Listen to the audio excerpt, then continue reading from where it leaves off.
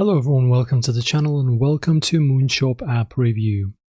So the Moonshot App promises to be a next-gen exchange for cryptocurrency traders, but is it really trustworthy? Let us begin our review. So let us find out if it's a trustworthy app or a scam. Here's what you need to know about the Moonshot App. Firstly, we have unverified platform. The app lacks verification from reputable financial bodies, which is a major concern.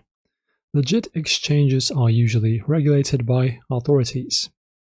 After that, we have questionable claims. The app promises high returns and quick profits, a tactic commonly used by scams. Always be cautious when returns seem to be good to be true.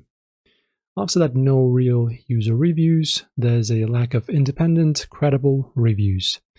Be wary of fake or overly positive testimonials on the app's own site or usual social media. Difficult withdrawals. Some users have reported that they have had issues when trying to withdraw their funds, a common red flag for fraudulent exchanges.